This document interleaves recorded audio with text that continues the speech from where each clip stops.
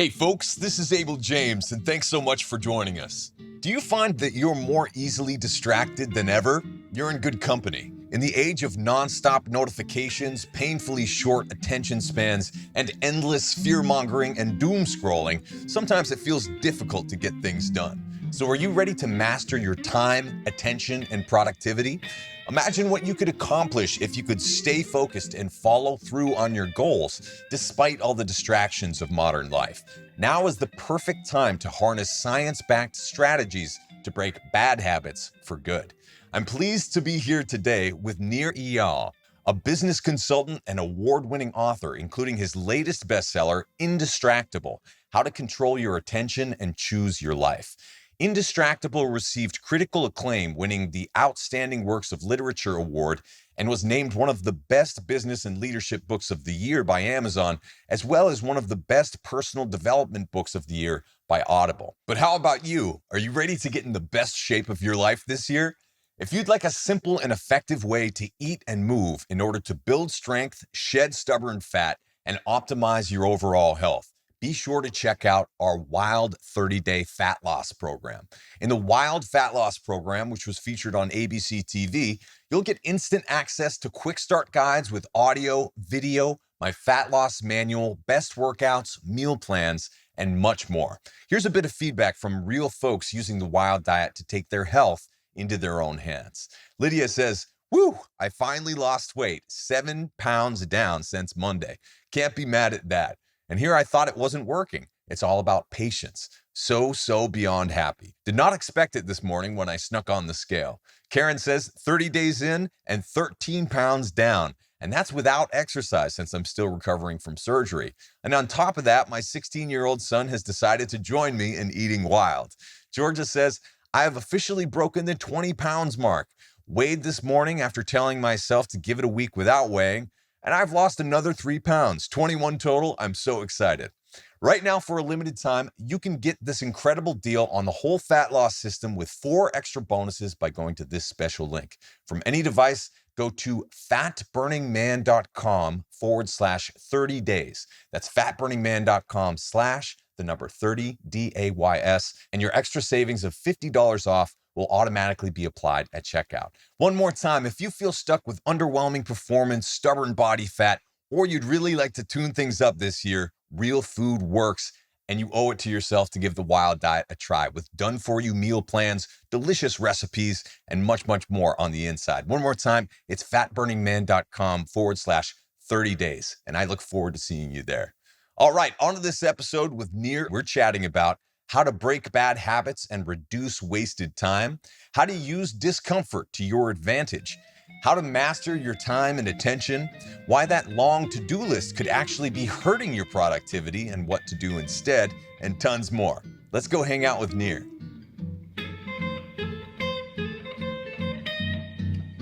Welcome back, folks. Today we're here with Nir Eyal, a business consultant who teaches about the intersection of psychology, technology, and business.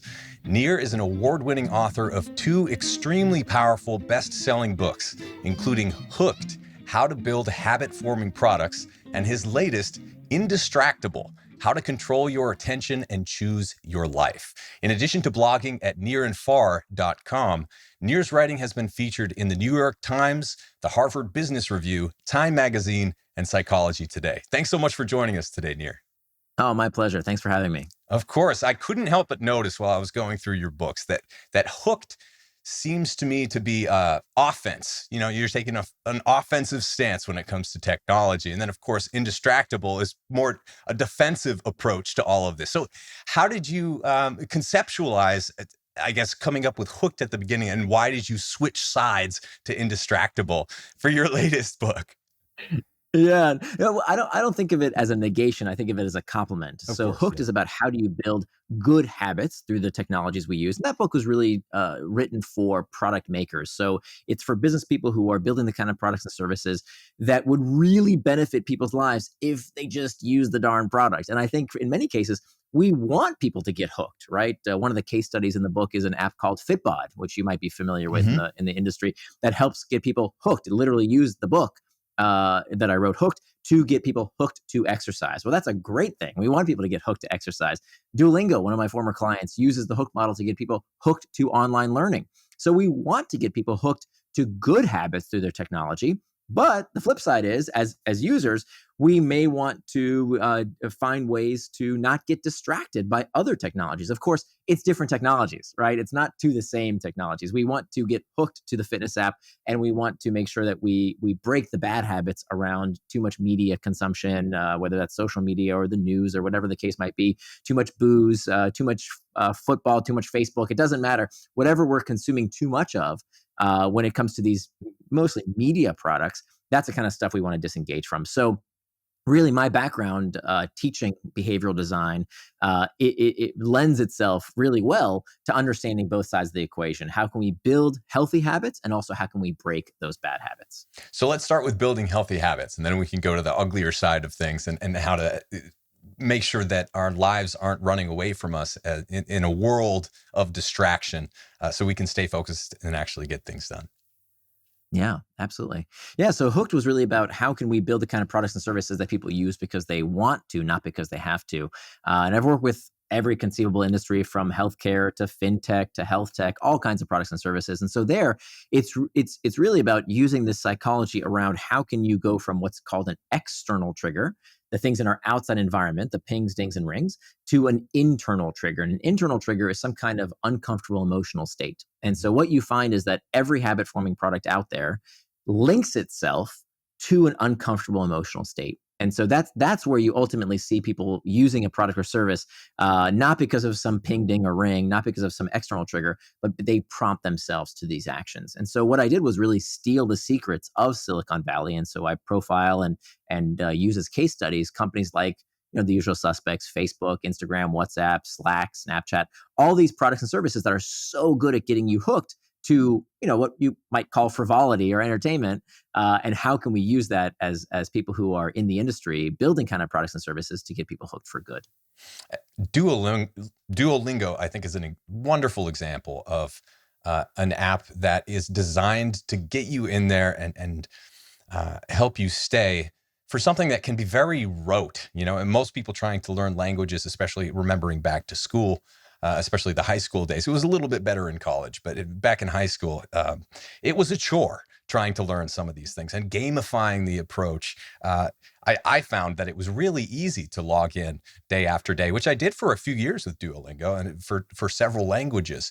And what are some other examples of apps like that can allow us to build skills without getting sucked into the matrix too much? Yeah. Well, first of all, the downside for those type of apps are pretty minimal, right? Mm-hmm. Nobody's getting addicted to Duolingo. Right? Like nobody's getting addicted to enterprise SaaS software. I wish Right. people would get addicted to Fitbod, right? That'd be great. We'd all be walking around with six packs and millions of dollars in our bank accounts, knowing 10 languages. It's not that easy, right? Like these Mm-hmm. techniques are very, very good, but on the margin. It has to be something that people want themselves to do, which is a really important point, because I think the popular narrative these days is that technology is addicting us. It's melting our brains. It's hijacking our attention. And unfortunately, I think that narrative is actively harmful. And that's something Mm-hmm. I discuss a lot in my second book, in Indistractable, that we have to get rid of this myth that technology is addicting everyone. We can talk more about the difference between an addiction and a habit. What, Hooked was really about habit forming products, not addictive products, because an addiction is a persistent compulsive dependency on a behavior or substance that harms the user. Mm-hmm. And so you would never want to build a product that harms your user. That's sadistic, right? You never want to do that. And over time, what people do is they quit, right? People age out of addictions, and they don't just moderate; they just quit altogether, right? They become abstinent because of the bad experience they had. So you never want to intentionally addict people, but you do want to form healthy habits with a product. And so when I think Fitbod's a wonderful example of that. It's in the second edition of the book. I walk through a case study of Fitbod. The original case study, it's still in the book as well, is the Bible app. It's one of the most widely used apps on earth. The Bible. That's what the app's called, and it uses many of the same techniques, in fact, that the big social media companies use. But Fitbod's a good example just because of your audience. I wrote an article several years ago called "Why Your Fitness App is Making You Fat." because I was so frustrated with how many fitness products out there I think are actively hurting people. And so I wrote this manifesto on why fitness apps suck. And then a friend of mine, sent me this app, Fitbod, and he said, "Have you seen this app? This app is really interesting." And I looked at it and I started using it. And I said, "Wow, my God, this is exactly using the hook model." And so I went to the contact us section in the app, and I clicked on the button and then sent an email to the team over there. And I said, "Hey, my name is Nir Eyal. I wrote this book called Hooked. Did you by any chance read my book?" And within 30 seconds, I got a reply back, "Yes, we actually read your No book way. before we designed the app." And so I think it's a wonderful demonstration of an app that, completely honest here, I have been using since the day I found it. I can't go to the gym without Fitbod anymore. Like, I can't do it. And at 45 years old, about to turn 46 here in a couple months, and I'm in the best shape of my life. And I used to be clinically obese. And I have always hated exercise. Yeah. And so it's a wonderful example of how this app got me hooked. So how do they do it? The first step is to understand what is the internal trigger. What's the emotional need? And I think a lot of fitness apps in our industry, they mess up because they try and get people to go from complete sedentary lifestyle to super buff, and that's really tough to do. What Fitbod did is that they highly targeted their demographic. Their user is someone just like me who used to go to the gym, and when I got to the gym, I would look around, and there were all these muscle heads, and they seemed to know what they're doing, and I had no clue. So what were my options? I could either hire a personal trainer, which is very expensive, or what I used to do for years and years and years, I would go pick up some dumbbells and move them around, not knowing a thing about what I'm doing, and I'd see no progress whatsoever. Well, Fitbod caters to this internal trigger of uncertainty. We hate uncertainty. It feels bad just as much as we hate boredom or loneliness or fatigue or anxiety or stress. We don't like uncertainty. So you get to the gym. For the type of person who I was, who wasn't very educated in terms of what to do in the gym, this relieved that sense of uncertainty. The next step of the hook is to open the app. Just as simple as that. Same thing you would do when you use Instagram or WhatsApp or Slack or any number of other messaging of these social media products. You just open the app. That's what you have to do with Fitbod. That's the habit. That's the thing you need to do with little or no conscious thought. Whenever I feel uncertain in the gym, open the app. Then the next step of the hook model is the variable reward. This is super important. We see this in all sorts of habit forming products, not just a reward, not just giving the user what they want, but some element of variability. So this is where there's some really interesting psychology that comes from the 1950s, actually, from a guy by the name of B.F. Skinner. He took these pigeons and he put them in a box. Today we call this a Skinner box. And he gave these pigeons a little disc to peck at. And every time they pecked at the disc, they would receive a little reward, a little food pellet. And what Skinner found was when he gave these pigeons a food pellet, every time they pecked at the disc, they would peck a certain number of times, right? It was a predictable schedule of reinforcement, no big deal. That's called operant conditioning. If you have kids at home, if you have pets at home, you've probably trained their behavior, do this, get that, big deal. But then Skinner had a problem. One day he walks into his lab and he checks his pocket. He realizes he doesn't have enough of these food pellets. So he can't afford to give the pigeon a treat every time they peck at the disc. He can only afford to give it to them once in a while. So sometimes the pigeon pecks at the disc, no reward, no food pellet. The next time the pigeon pecks at the disc, they did receive a reward. And what Skinner found to his amazement was that the rate of response, the number of times the pigeon pecked at the disc, increased when the reward was given on a variable schedule of reinforcement. So this variable reward, this is in all sorts of habit-forming products, online, offline, you see it everywhere. Best example, slot machines, right? Why do people love gambling? Well, there's games of chance, right? There's uncertainty around what you might win. When you think about spectator sports, if you take a step back, if an alien came to Earth and watched us, watching a ball bounce around a pitch or a field, and everybody's chasing this ball and trying to get it into a small little hoop or a net or whatever, it's kind of ridiculous, right? But why do we love it so much? Because there's uncertainty, there's variability around who's going to win the match. If you think about books and movies, what makes them enjoyable? Well, it's the ending, right? What's going to happen? That's what we want to know for. The news, right? How many of us are news junkies? Why? Because the first three letters of news, N-E-W, is what's new. Nobody wants yesterday's news or last week's news. They want what's new today. It's uncertainty. It's variable. And so we are all these pigeons in these Skinner boxes looking for variable reinforcement. And so, of course, social media, wonderful example of that. When you're scrolling your feed, it's just like a slot machine, right? There's Mhm. uncertainty around what you might find. So how can you use this for good? Well, when you open an app like Fitbod, by the way, I have no affiliation with Fitbod. I don't own any shares. I wish I did, but I don't own any Sure. shares. I just use them as a case study. But when you open the app, that uncertainty that you had of what should I do is suddenly relieved, right? What exercise should I do? How much weight? How many reps? How many sets? How do I do it? All that's alleviated. And there's uncertainty there around what you might find. And then finally, the last step of the hook is the investment phase. The investment phase is where somebody puts effort into the product. You put something into the product to make it better with use. So every time you record the weight, the set, the reps, all that stuff, the product gets better with use. So next time you open the app, it knows, hey, Abel, last time you did bench press, don't do bench press because your pecs are still recovering. Do leg exercises. It knows based on what you did last time what to recommend next time. This is very similar to what the social media algorithms do, right? If you click on videos, if you're watching TikTok and you like a video about something, well, you're going to see more interesting content like that. And so we can use that same exact psychology, sending people through trigger, action, reward, investment through successive cycles, through these hooks.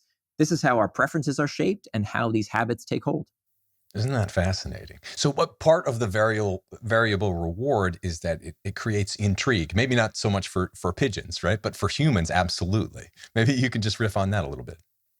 Even pigeons. It's amazing, actually. You can train pigeons, and this is exactly what Skinner found, to be superstitious. So Skinner, in these experiments, I mean, this is where this is where psychologists believe that religious rituals come from, right? Hmm. And of course, I'm not talking. I don't want to offend anybody. I'm not talking about your religious ritual. Sure. Your religious ritual works. I'm talking about the other person, right? Yeah, Think about exactly. some religion you don't believe in. Think about it, right? Like you waved a wand this way and you sprinkle some water that way and you do 3 circles. Skinner actually could train his pigeons to do the same thing. He could actually, by giving them a variable reward, no rhyme or reason to when he would give the reward, but he found that the pigeon would turn in a little circle, peck here, flap its wing there, and if he gave the reward, the pigeon would repeat these behaviors, thinking that the pigeon had some kind of agency on when it would get the reward. Right. And so we see something very similar online, that we can train these type of behaviors based on the schedule of reinforcement. Wow. So what do you do to make sure that it's not happening to you too much or in the wrong way? How do you become indistractable? And what does that word mean exactly? Yeah, no, that's so this is what the whole book is about. And it took me 5 years to write Indistractable because I kept getting distracted. Yeah. That's why it took me 5 years. Because I write books that I need, and so I needed this more than anyone. The kind of seminal moment in my life when I realized I had to reassess my own relationship with distraction was when I was with my daughter one afternoon, and we had this book of activities, just fun things dads and daughters could do together. And one of them was like do a Sudoku puzzle together or have a paper airplane throwing contest. But one of the activities in the book was to ask each other this question: that if you could have any superpower, what superpower would you want? And Abel, I remember that question verbatim, but I can't tell you what my daughter said because in that moment, for whatever reason, I just had to do this one thing on my phone real quick. And by the time I looked up from my device, she was gone. And I realized that what had happened is that she had left the room to go play with some toy outside because I was sending her a very clear message that whatever was on my phone was more important than she was. Mhm. And that's when I realized I had to reassess my relationship with distraction because if I'm honest with you, it wasn't just with her. It would happen when I said, oh, today is going to be the day that I exercise. Today is going to be the day I start watching what I eat, but I didn't and I wouldn't. Or, today's the day I'm going to work on that big project and I'm not going to get distracted. But somehow 20, 30, 45 minutes later, I was doing everything but the thing I said I was going to do. And so that's when I realized, the real problem, the real struggle that we have in this day and age is not that we don't know what to do. Honestly, who doesn't know how to get in shape? Come Right. on. You Right. you don't know how to you eat right and you exercise. Everything else is detail, right? There's nothing more to it. Mhm. We know. Who doesn't know that if you want to have better relationships, you have to be fully present with people? Who doesn't know that if you want to do better at your work, you have to do the hard work that other people don't want to do? We know. And if you don't know, Google it, right? Our grandparents didn't have that luxury. They didn't have all this information at the fingertips. The problem is not that we don't know what to do. The problem is that we don't know how to get out of our own way. We don't know how to stop being distracted. So the skill of the century, the superpower I would most want is the power to be indistractable. And that's why I titled the book Indistractable. It's meant to sound like indestructible. It's meant to sound like a superpower, because I truly believe that this is the skill of the century. Because it doesn't matter what I teach you, right? It doesn't matter what book or guru you listen to, or read. If you cannot sustain your attention long enough to apply that learning, it's like you never even learned it in the first place. Yeah. So this is the macro skill. And if you think it's important now, just wait a few years with virtual reality and augmented reality and all the crap that's happening in reality. This is going to become an increasingly important skill. So there's a real bifurcation. I mean, I'm kind of like on a tirade here. I really do believe that there will be a bifurcation between people who let their time and attention be controlled by others and manipulated by other interests, and people who stand up and say, no, I will be responsible for my time and attention because I am indistractable. Now, that doesn't mean we need to vilify technology. We just have to find ways to use it as opposed to letting it use us. Because I love technology, right? It's fantastic. And I think there's a few people out there, these techno pessimists, that all they do is complain. All they do is moan. All they say it's Facebook's fault, it's the internet's fault. And they sit there and they wait for the government to fix the problem or for these tech companies to do something about it. And that may be part of the solution.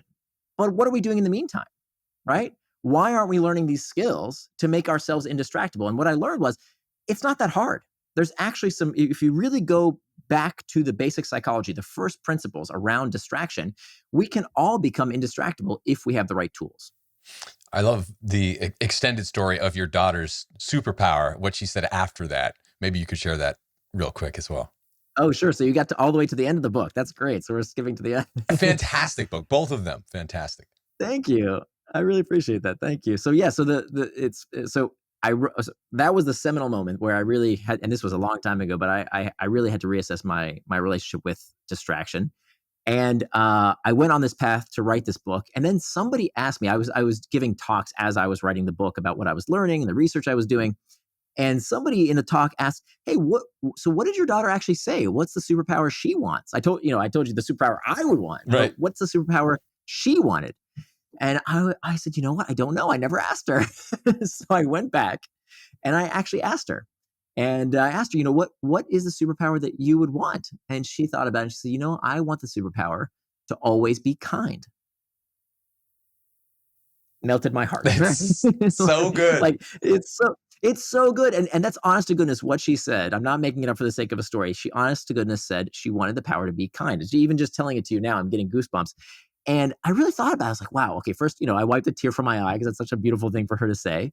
But then I thought about it. I said, well, actually, that's kind of not a superpower, right? Like I thought she'd say, I want to be like Spider-Man and have webs, going out of my wrists, or I want to be like Superman and fly, or Wonder Woman, or what was something, magical and supernatural. But kindness, anyone can be kind, and that's exactly the same case when it comes to indistractable. We all have this superpower within us if we know how to cultivate it. We can all be kind. We can all be indistractable. And you mentioned in your work as well that the opposite of distraction isn't quite what most people would think it would be, like something like focus. It's actually traction. That's absolutely right. So this is super, super important because I didn't really understand what that word even meant. What is distraction? And I think the best way to know what something is to ask yourself, what's the antonym? What is it not, right? What's the opposite? It helps you identify what that term is. So if you look at the origin of the word distraction, the opposite of distraction is not what most people think. Most people think the opposite of distraction is focus. I don't want to be distracted. I want to be focused. But that's not exactly right. In fact, if you look at the origin of the word, distraction, the opposite of distraction is traction. Of course it is. If you think about it, put them side by side, traction and distraction. They're opposites. And they both come from the same Latin root, trahare, which means to pull. Mm-hmm. They also end in the same 6-letter word, action, that spells action, reminding us that distraction is not something that happens to us, right? Distraction doesn't happen to us. It is an action that we ourselves take. So traction, by definition, is any action that pulls you towards something you said you were going to do, things that you do with intent, things that move you closer to your values and help you become the kind of person you want to become. Those are acts of traction. Distraction, on the other hand, is any action that pulls you away from what you said you were going to do, farther away from your goals, farther away from becoming the kind of person you want to become. So this is more than just semantics. This is really important because I would argue the difference between traction and distraction is one word. And that one word is intent. I love this quote from Dorothy Parker. She said, "The time you plan to waste is not wasted time." So we need to stop moralizing and medicalizing what people do with their time. If you want to play video games, there's nothing wrong with that, right? Why is playing video games somehow morally inferior to watching football on TV? Right. There's nothing wrong with it. Anything you want to do with your time and attention is fine, as long as you do it according to your schedule and your values, not someone else's, certainly not some media companies. So if you plan ahead, it's traction. Now, conversely, just because it's a work-related task doesn't mean it's not a distraction. Let me give you an example. So for years, I would sit down at my desk, and I'd say, okay, let me take out my to-do list. By the way, we can talk about why to-do lists are one of the worst things you can do for your personal productivity. We can get back to that. Yeah. But I would take out my to-do list and say, okay, there's that big project. I need to do that today. That's what I'm going to do all morning long. I'm just going to work on that big thing. Nothing's going to get in my way. I'm not going to get distracted. Here I go. But first, let me check some email, right? How often does that happen? Let me just scroll that Slack channel. Let me just get updated on the day's news. That's work related. I got to do that, right? That's part of my responsibility. So I'll just do that first, right? And what I didn't realize is that that is the most dangerous, most pernicious form of distraction. The distraction that tricks you into prioritizing the easy work and the urgent work at the expense of the hard and important stuff you have to do to move your life and career forward. So just because it's a work-related task, just because I'm just going to check email because I got to do it sometime today, doesn't mean it's not a distraction. In fact, that's the most dangerous kind of distraction because you don't even realize you went off track.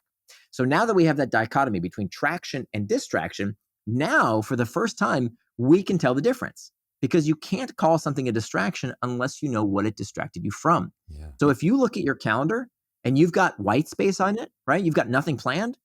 What exactly did you get distracted from? I don't know. You didn't plan anything. So if you don't have traction, you can't have distraction. How fascinating is that? Also, you mentioned that we must understand the discomfort that we're trying to escape.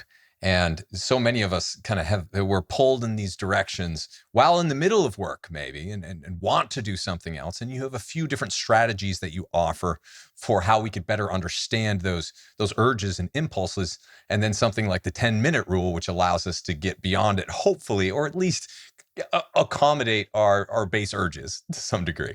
Absolutely. Yeah, totally. So we talked about traction and distraction.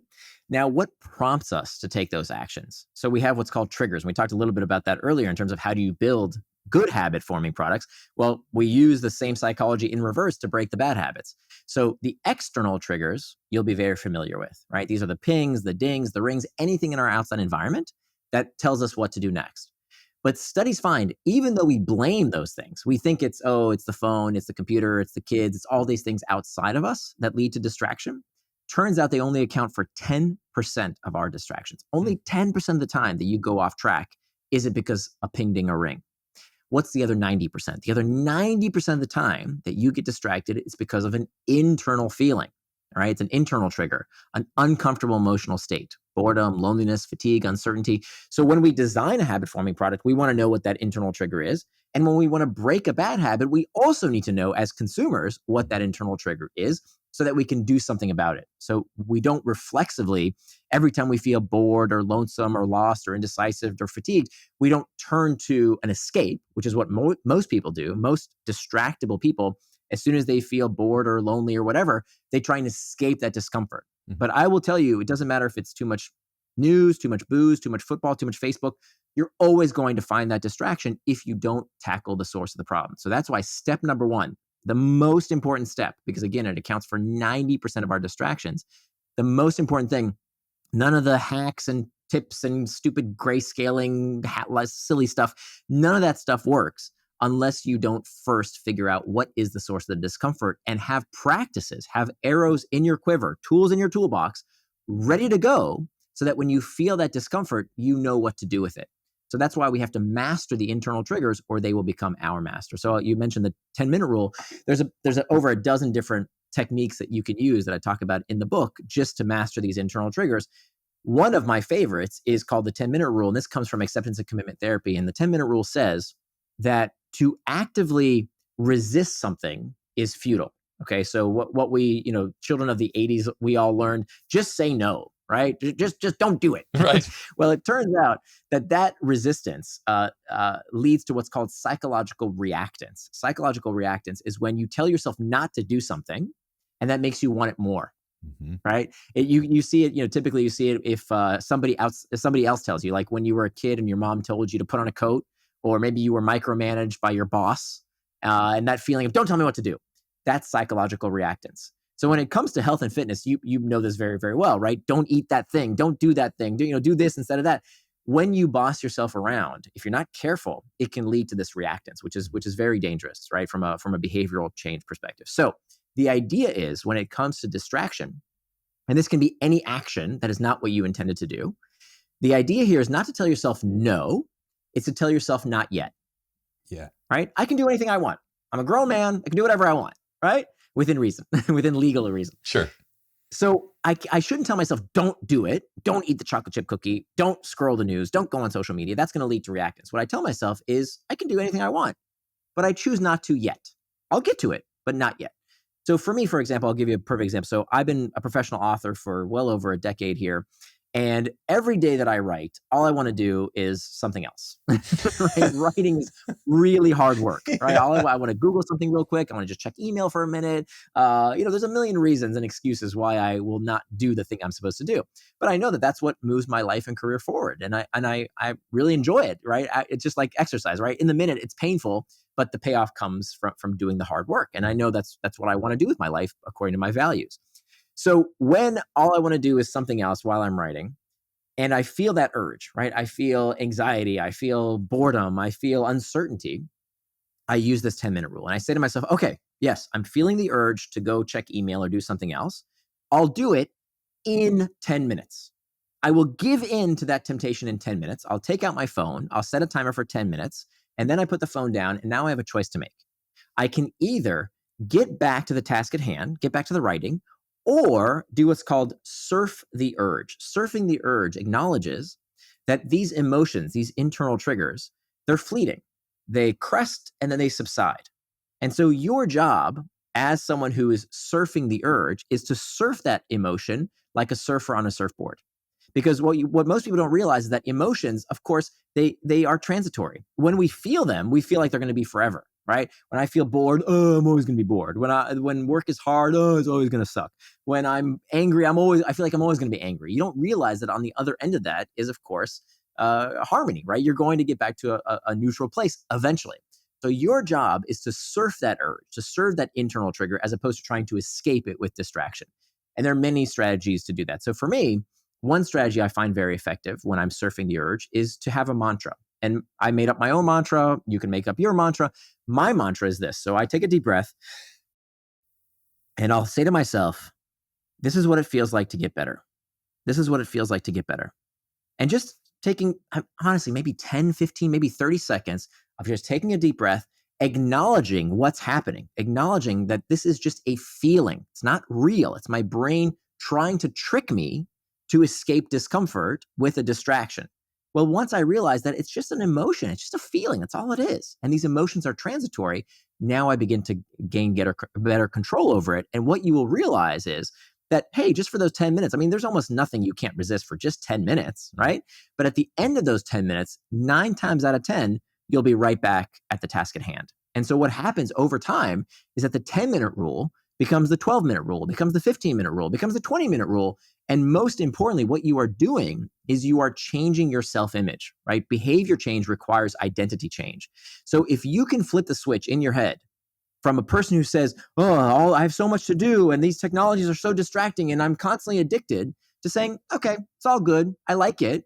Yeah, but it's just a distraction. And look, I waited 10 minutes and I could probably wait longer because these things don't have control over me. They're not hijacking my brain. I have agency. I am indistractable. That is the most important thing you could possibly do, is to change your self-image as someone who controls these technologies, controls these distractions, as opposed to letting them control you. You mentioned something else that's a little bit startling at first, that time management is pain management. What's that all about? Yeah, so this goes back to, a deeper question of not only why do we get distracted, which, by the way, is an age-old problem. People think that distraction was somehow invented because of the technologies we use. Nothing could be further from the truth, because we know Plato, the Greek philosopher, talked about this problem 2,500 years ago. 2,500 years ago, people were saying, oh, the world is so distracting. Plato called it akrasia in the Greek, the tendency to do things against our better interests. And so I think it's a fascinating problem. Why is it that for at least the past 2,500 years, probably longer, despite knowing what to do, people don't do it? Right? Isn't that weird? Like that's such a fascinating question, right? We know what to do. Why don't we just freaking do it? And so to answer that question, we have to ask another question, which is, well, what motivates us to do anything and everything? What is the nature of human motivation? And many people are satisfied with this very simplistic answer of carrots and sticks, right? That all human behavior is about the pursuit of pleasure and the avoidance of pain. We've all heard this before. Jeremy Bentham said this. Sigmund Freud said something like this, called it the pleasure principle. And I disagree. I think that's actually not true. It's not an accurate representation. That in fact, if you look neurologically at what is happening in the brain when we make decisions, when we feel motivation, it turns out all human motivation is actually just one thing. It is the desire to escape discomfort. That's it. The desire to escape discomfort, even the pursuit of pleasurable sensations, right? In fact, if you think about it, wanting, craving, lusting, hunger, these things that drive us towards a pleasurable outcome are themselves uncomfortable. They're themselves psychologically destabilizing. So I don't know if you've seen the movie The Matrix, but there's that scene where Neo goes to the room and there's the kid with the spoon, and the kid says, "Imagine there is no spoon," right? And that's when he kind of starts understanding how to manipulate the Matrix. Well, I'm going to do that for you right now. The carrot is the stick. The carrot is the stick. There is nothing else besides the desire to escape discomfort, because even wanting to feel good is uncomfortable. Wanting, craving is uncomfortable. So what that means, it all boils down to one thing, that if all human motivation is spurred by a desire to escape discomfort, that must therefore mean that time management is pain management. Money management is pain management. Weight management is pain management, because all human behavior is pain management. So for some people, that sounds, oh, that's such a bummer. I think it's incredibly empowering, because once you realize it's just feelings, that's all it is. It's just your brain's perception and interpretation of a feeling, which you can manipulate. Your brain doesn't have to interpret a sensation as always bad. It can interpret it as something good. I'll give you a good example. So for me, I've been a professional public speaker and author for over a decade. And let me tell you, when I got started, I felt terrible stage fright. And that is not what you want to feel as a professional public speaker. And I remember very clearly, in fact, just telling you about it, I start feeling some of these physiological symptoms, right? I used to, before I got on stage, my heartbeat would start racing. My armpits would get all sweaty. My throat would get all dry. I would start feeling these things, and I would interpret those signals, those sensations, as telling me a story, right? That, oh, I'm not very good at this. I'm never going to make it. If I was really a good public speaker, I wouldn't feel these things. I'm sure that, the TED speakers don't feel this stuff. I would start making up all these crazy stories and telling myself that's what that story was. That's how I was interpreting the story. That was the truth. And then I started doing this research around how to do what's called reimagining the trigger. And I decided to interpret it differently. I decided to interpret all those same physiological feelings, which I still feel today. There is never a time when I get on stage that I don't feel those same symptoms. But now I've reinterpreted the story. So now when my heart starts racing, when my armpits get sweaty, I reinterpret it as saying, okay, you see, my heart is racing right now because my brain needs more oxygen. And so my body is preparing my brain to give the best possible presentation. I've reimagined the trigger. And so we can do the same thing with distraction. When you feel bored, when you feel lonely, do you immediately react with looking for a drink or looking for something to click or something to escape? Or what we find when we did the research in terms of high performers, they feel the same exact internal triggers, whether it's in sports, in the arts, in business. They also feel lonely and bored and stressed. They feel the same things. They just interpret the signals differently, right? They use them as rocket fuel to propel them towards traction. Whereas what most people do, what distracted people do, is every time they feel that distraction, they want to escape that discomfort. They want to find something to take their mind off the problem, as opposed to what indistractable people do is they use it, they leverage it to move them towards traction rather than distraction. And it's a powerful force when you can harness it in the right way. And that brings to mind as well that we're not really as humans meant to feel good all the time, or even all that often. From your book, a study published in the Review of General Psychology says, if satisfaction and pleasure were permanent, there might be little incentive to continue seeking further benefits or advances. Or in other words, feeling contented wasn't really good for human beings to begin with. So what do we do with that? Well, I think we start with understanding that feeling good is not normal. Yeah. And I think that's such a big mental shift for folks because we see so much self-help out there telling us how if we're not happy, somehow something's wrong with us. Mm-hmm. And I would argue that nothing could be further from the truth. Just think about it from an evolutionary perspective. Let's say that there was once a tribe of people who were perfectly contented, okay, who were totally blissed out. Everything was awesome to them. They were completely chill all the time. Okay. They had the mental state that we can only dream of, right? Perfect nirvana. Now, what would happen if that tribe of people someday encountered our ancient relatives, right? 200,000 years ago, let's say these two tribes meet, and there's the contented people, and then there's our ancestors, people who are discontented, who are wanting, who are longing for something, who are never happy. What would happen between those two groups? I'll tell you what would happen. Our ancestors would have killed and eaten them. Yes. Okay, that's what would have happened. Every time. Because it's not evolutionarily beneficial to always be content. It is, in fact, our discontent, our discomfort that spurs us to do better, to invent treatments, to shoot for the moon, to overturn despots. This comes from a consistent dissatisfaction. So having that mental shift of, you know what, I feel not so great, right? I'm not happy all the time. And that's the way it's supposed to be. That is your baseline. That's fine.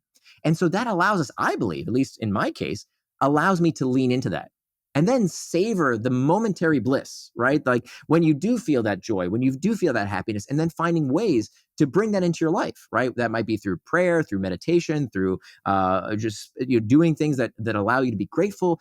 Those are those spurring moments of happiness, but realizing that our baseline is this dissatisfaction and that is okay.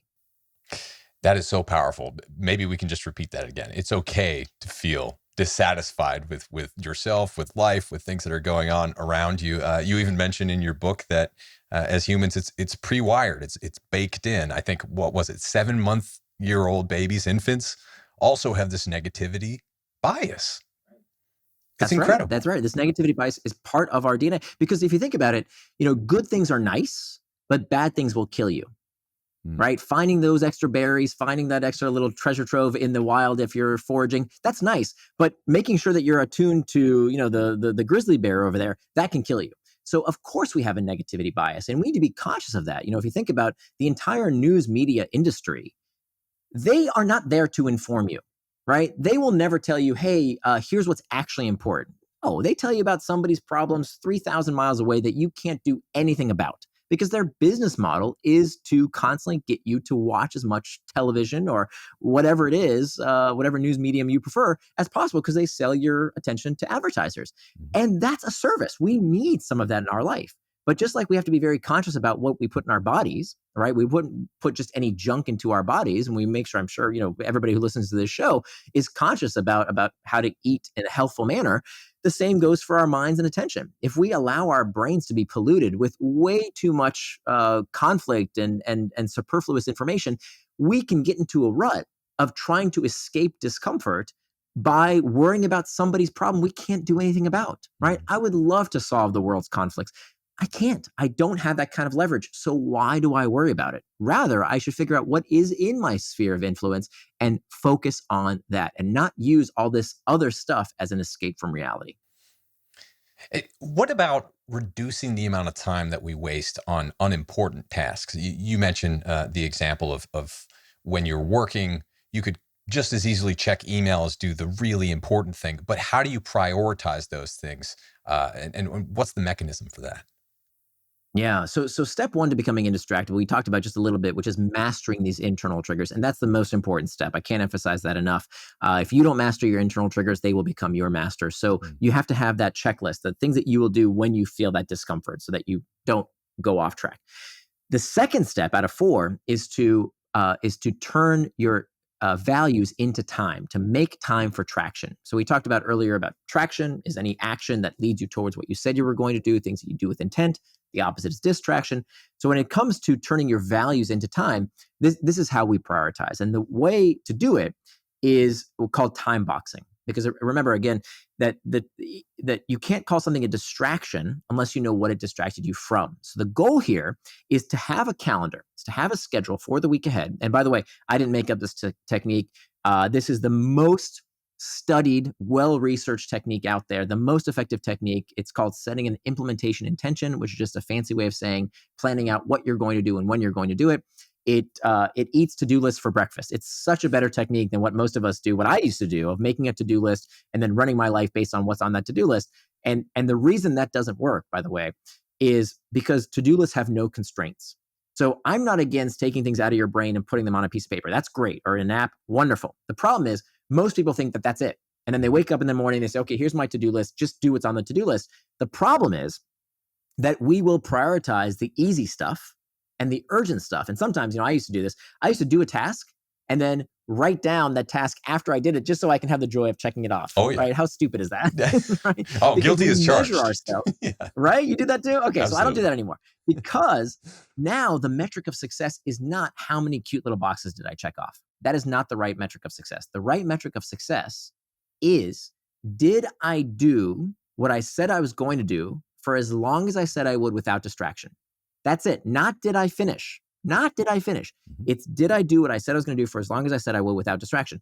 That could be playing with your kids. It could be watching Netflix. It could be working on a big presentation. It could be making sales calls. Whatever it is you said you were going to do in advance. Why is this so much better than to-do list? Because to-do lists have no constraints. You can always add more to a to-do list. So what happens is, at the end of the day, I would get home from work and I would look at this to-do list full of things I still hadn't done. And what signal does that send to my psyche? What does that tell me about myself if all these things on my to-do list I didn't accomplish yet? Loser, right? So day after day, week after week, month after month, you start believing this narrative that you don't do what you say you're going to do. And that's terrible. And that's when people start saying stupid things like, oh, I'm no good at time management, or maybe I have undiagnosed ADHD. They start making up all these reasons why they didn't do it. It's not that they're broken. It's that the to-do list system is broken. Because what they're missing is you have to take those to-dos and put them on your calendar. Literally plan out your entire day. That is the only way to know the difference between traction and distraction. You have no right to complain that you got distracted unless you know what you got distracted from. So unless you're retired or a child, this is part of being an adult. It's budgeting your time. And it doesn't take a lot of time. I've been doing this for years now, ever since I learned this technique. Maybe it takes me 10 minutes a week. I do it every Sunday night at 8 p.m. It's on my schedule to do this. And now I finally know what's the difference between traction and distraction. And I can enjoy things that previously were distractions, like going on social media or watching something on Netflix. I can do that without guilt, right? Because I turn the distraction into traction by having it on my schedule. And anything else that's not that is now distraction. And the other big benefit of this is that after you've made that time box calendar, which again, there's resources on my website that will walk you through this. It's very, very easy. What you're doing is you're turning your values. What are values? Values are attributes of the person you want to become. You're turning your values into time.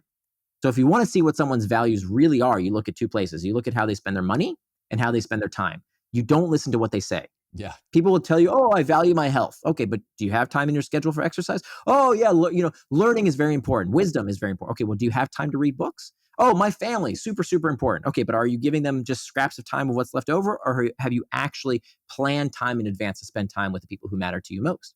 So if you really want to know what your values are, you look at your calendar and you look at how you spend your money. And I would argue, actually, that how you spend your time is much more important than how you spend your money, because money is a renewable resource, right? You can always make more money. You can always make more money. Yeah. But think about how much time and effort we put into thinking, oh, should I split this check with my buddy I went out to lunch with? Or should I clip this coupon? Or look, this thing is on sale. We spend so much time saving money, but we can always make more money. But I don't care if you're Jeff Bezos or Bill Gates, you can always make more money. You cannot make more time. So we, in fact, should be stingy with our time and generous with our money. And so it's only by planning that out, only by looking at your calendar and saying, okay, I know what is traction versus distraction, that you can turn your values into time. And just one last point, this is the only way, as opposed to the to-do list system, that you can start learning how long things take you. Because when you put something on your to-do list and you say, okay, I'm going to work on that task until I finish it, you never do, right? Here's what you do. Here's what I used to do. I would say, okay, I'm working on this task. Here I go. I work on it for about 5 minutes. And then, oh, that email just came in. Or, oh, that phone call I got to take. Or my boss wants this. Or my kids want that. And I didn't work on that task long enough to know how long it took me to finish. And so this is where you get what's called the planning fallacy. The planning fallacy says that on average, people take 3 times longer to finish a task than they originally planned. And that's because they have no idea how long things take them. So it's only by saying in advance, okay, I'm going to work on this task for 30 minutes. That's it. 30 minutes, no more, no less, and without distraction. And that's how I will know, like that's how I will reward myself and say, good job. Not did I finish, but did I work on that task without distraction? Because then I can say, okay, I worked on it for 30 minutes. Let's say I'm making a slide presentation. Okay, it needs to be 10 slides long and I finished 2. Okay, well, that means I need 5 more time boxes like that in order to finish the entire task. And now I can begin to predict how long things take me. And so that becomes a complete game changer, not only in the workplace, but also at home. I started doing something similar with my wife where we schedule sync with each other. We've been married for 22 years now. And let me tell you, it's been an absolute game changer. Our marriage is so much better for it. Wow. Well, Nir, people need your work more than ever, myself included. So thank you so much for falling on the sword, so to speak, and writing books for yourselves, but accidentally for the rest of us. What is the best place for people to find your blog, Nir and Far, your books, and whatever you're up to next? Thank you. I appreciate it. Yeah. So my blog, Nir and Far, it's spelled like my first name, Nir and Far.com. And my 2 books, Hooked, How to Build Habit-Forming Products, and Indistractable, How to Control Your Attention and Choose Your Life. Excellent. Nir, thank you so much for coming on the show. I look forward to doing this again. Thank you so much. Great to be here.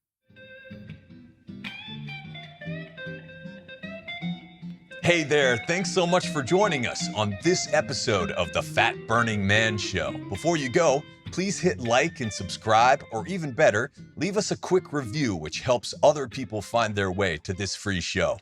We've recorded over 400 episodes of this award-winning show over the past decade and change, and you can watch every single episode for free at fatburningman.com. So if you can think of a friend or a family member who might enjoy and benefit from our work, please take a quick second to share it with someone you care about. Thank you so much for all of your reviews, comments, likes, emails, and the kind words you send our way. We couldn't do any of this without you. Now, a quick disclaimer. The Fat Burning Man Show provides general information and discussions about health and related subjects and is not intended as medical advice, nor is the information a substitute for professional medical expertise, diagnosis, or treatment. If you or any other person has a medical concern, I wholeheartedly encourage you to consult with your healthcare provider. Now, before I sign off, don't forget to join our newsletter at fatburningman.com. When you sign up with your email, I'll send you a wild quick start guide along with a few of our ridiculously tasty recipes. This is Abel James signing off. Thanks so much for listening and have a great week.